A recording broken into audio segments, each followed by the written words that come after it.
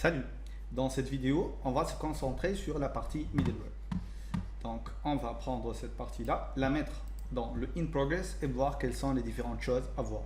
Donc, on va commencer par définir un middleware, voir comment on peut créer un middleware, comment on peut l'appliquer et voir quelques middleware pratiques qu'on utilise généralement dans la majorité de nos projets.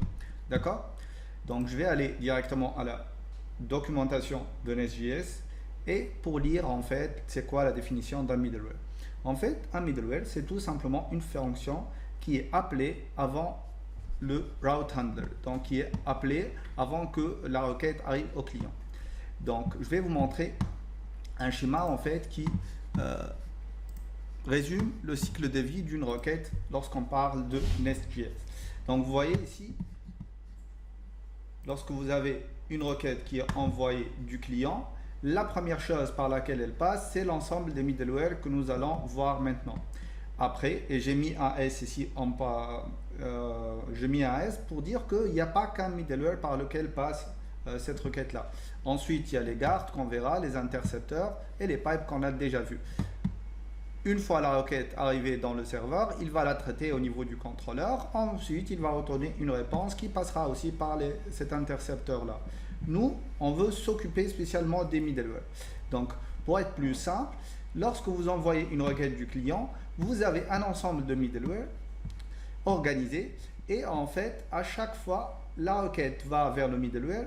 Il a le choix ou bien de faire le travail nécessaire sur ce qui se passe ici et de l'envoyer vers le middleware suivant ou bien de retourner une réponse.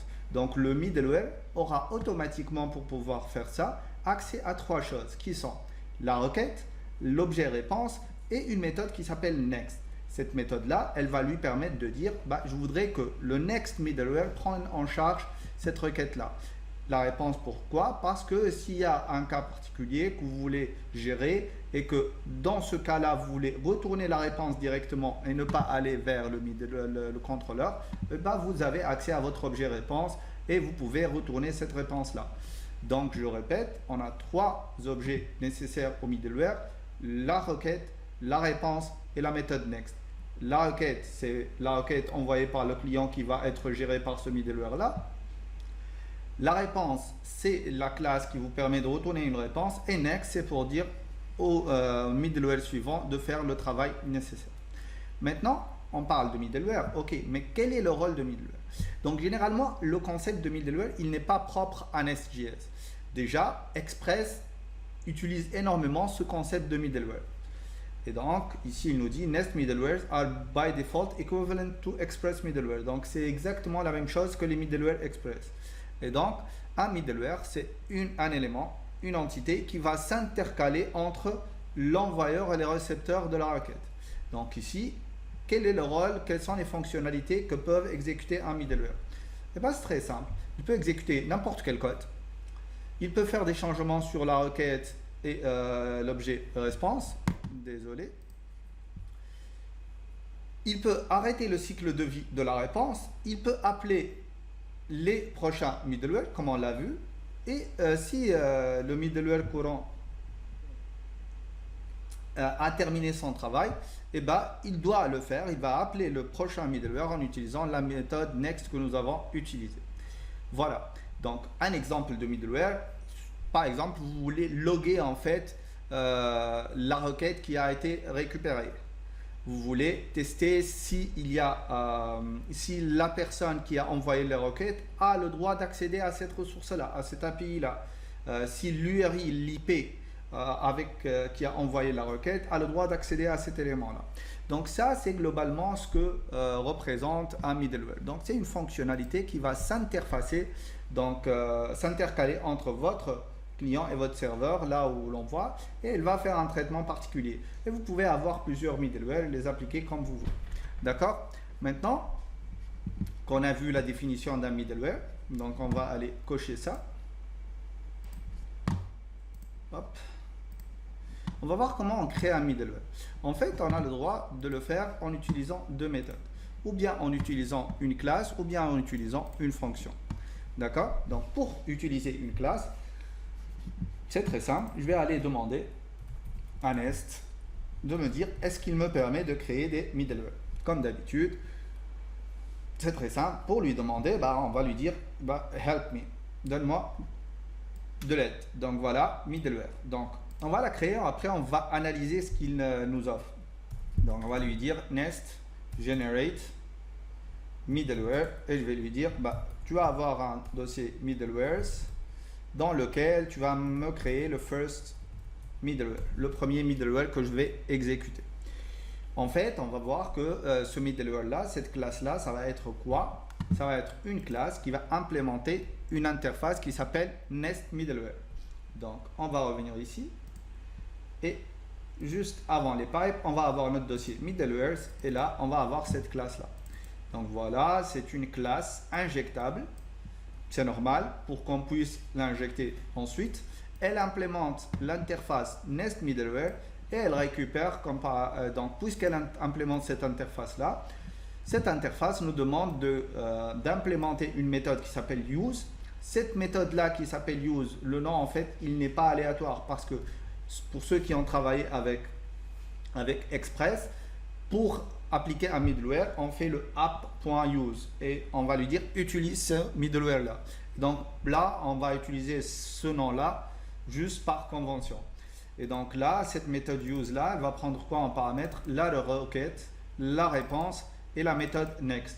Ici, le Annie, je peux lui dire que c'est un objet de type request et cet objet de type request, c'est l'objet request de Express. Même chose pour la réponse. Voilà. Hop, on peut faire ça. Et la méthode next, c'est pour lui dire, tu vas passer au second middleware. Donc ici, par exemple, on peut lui dire console.log, je suis the first middleware. Voilà. Parfait. Donc, en implémentant cette interface-là, maintenant, Nest reconnaît qu'on a un middleware qui s'appelle first middleware et ce middleware-là, il utilise et il implémente la méthode use.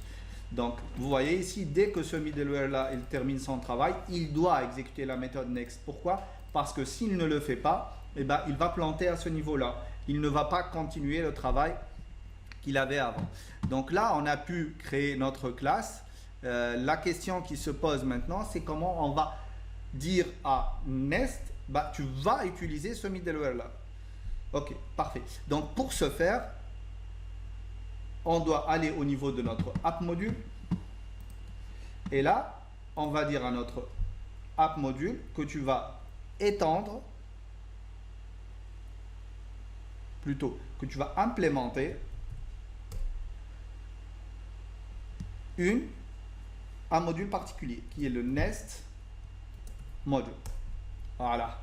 Et puisqu'on implémente une interface, donc automatiquement, on doit faire quoi? On doit implémenter les méthodes nécessaires, qui est la méthode configure. Donc c'est la méthode qui nous permet en fait de lui dire voilà ce qu'on doit utiliser comme middleware et dans quel ordre. Donc ici, je vais lui dire c'était rouge parce qu'il manquait en fait le import en haut. C'est bon, on va importer le middleware consumer en haut. Et là, qu'est-ce que je dois faire ici? Je dois aller au niveau de ma méthode configure et lui dire ce consumer là, on va y appliquer quoi? Le first middleware va m'appliquer ce first middleware là. Et point for routes, pour quelle route? Par exemple, je vais lui dire pour la route des to-do. D'accord? Donc ici, si je reviens au niveau de mon to-do controller, une seconde.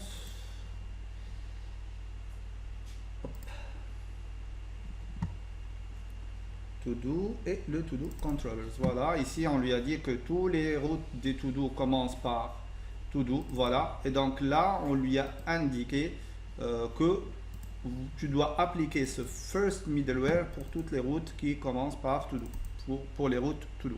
D'accord? Et on va maintenant tester pour voir est-ce que ça marche ou pas. Donc, pour ce faire, je vais juste réouvrir mon Postman et on va lancer notre serveur. Donc, ça va être nest start et watch. Voilà. Donc le serveur il va se lancer et on va commencer à tester nos requêtes. Donc logiquement, n'importe quelle requête que je dois envoyer qui commence par to do, automatiquement elle devra être gérée par notre middleware. Donc je vais effacer ça. Je vais lancer la requête post par exemple. C'est bon, elle l'a ajouté. Je suis le first middleware. Vous voyez, ça marche. Si je fais la même chose pour le get, j'envoie, je suis le first middleware. Et ainsi de suite. Donc c'est parfait. On arrive maintenant à appliquer notre middleware à un ensemble de routes. Dans la prochaine vidéo, on va voir plus de détails pour cette partie middleware, comment l'appliquer sur des éléments en particulier et comment avoir plusieurs middleware qu'on applique au fur et à mesure. Voilà. Merci. À la prochaine vidéo.